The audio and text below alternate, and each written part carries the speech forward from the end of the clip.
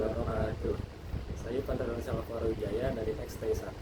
Saya di sini akan melakukan podcast bersama Saya Efra Laguero dari 10T1.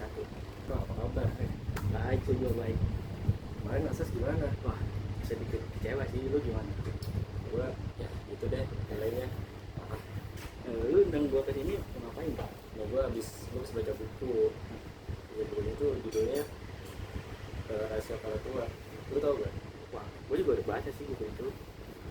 Lu udah baca sampai mana buku itu? Ya, gua udah nyampe bab 8 sih, tapi makin di tengah ceritanya makin jelas sih. Ketuanya kayak digambarin gelap tapi elegan gitu. Ya sih, gue juga udah ngerasain harus kayak gitu. Bagian paling bikin gue mikir itu pas si tokoh utama nemuin pintu tua yang katanya nggak boleh dibuka pulang. Serem tapi bikin penasaran. Wah, lu tau nggak? Gua baca bagian itu sambil berhenti beberapa kali. Soalnya gua kayak takut ada detail yang kelewat. Menurut lu, kenapa kota itu kayak hidup? Menurut gue ya, kota itu tuh kayak hidup. Sengaja penulisnya bikin kotanya itu biar berperan kayak karakter utama kedua. Semua kejadian pasti ada hubungannya sama sejarah pelan kotanya. Iya ya, gue juga ngerasa gitu sih. Terus karakter tokoh utamanya juga kelihatan makin berkembang gitu. Kayak awalnya dia cuma penasaran soal sejarah, tapi makin lama makin dekat sampai gue sendiri. Soalnya itu lo bakal tahu alasan dia nekat itu bukan cuma soal rasa penasaran, ada hubungan gede antara keluarganya sama rasa kota itu. Wah, serius lu? Berkesan dari bab awal tuh gue neneknya kayak ngumpet-ngumpetin sesuatu. Gue udah curiga. Menurut gue sih kayak gitu, soalnya babnya itu bab ke-9 ke atas tunjuknya makin jelas. Lo harus baca teliti lagi sih menurut gue, soalnya baca simbol dan benda tersembunyi gitu. Wah, berarti tertarik gue nih. Oh iya Pak, bagian mana yang paling lu suka? Gue paling suka itu pas dia nyusurin lorong di bawah kota sendirian nih. Suasananya itu gelap habis, tapi dia tetap maju. Itu nunjukin keberanian dia udah berkembang jauh. Keren sih, gue sendiri suka sama pesan moral buku ini, kayak ngajarin baca buat berani menghadapi masa lalu, bukan kabur. Bener tuh, bener. Terus buku ini juga ngasih pesan soal pentingnya jaga sejarah kan. Jangan ditutupin cuma karena takut masa lalu kelihatan jelek. Kalau gue selesai nanti kita bahas endingnya ya. Gue penasaran kalau misalkan suara saya terungkap atau masih bisa disimpan buat sekuler. Pak, semangat, lu harus diterangkan tuh. Buku bagus kayak gini sayang kalau dibaca setengah-setengah. Tenang banget, gue baca sampai akhir.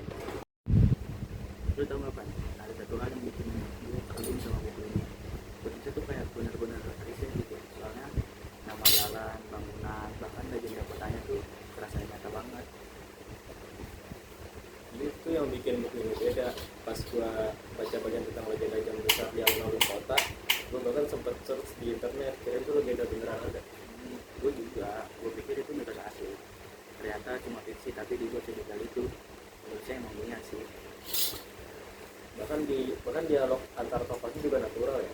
Waktu tokoh utama dekat sama Rafael itu, lu bisa kerasa emosinya, kayak mereka beneran manusia, bukan kata-kata.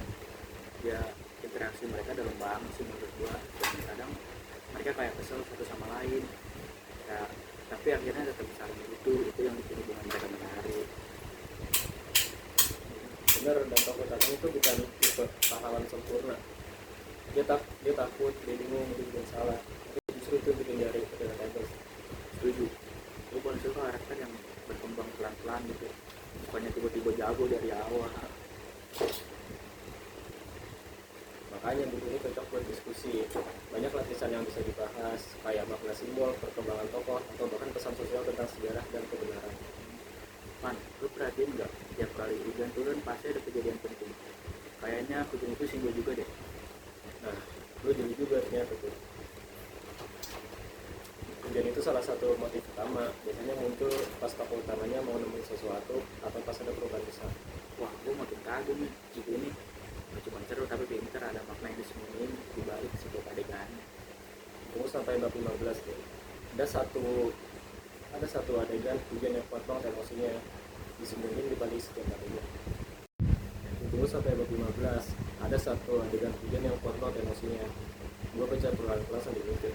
Aduh Man, lu ngomong gitu bikin gue makin gak sabar nih. Serius nih, nanti malam gue bakal fokus baca, nggak main sampai dulu.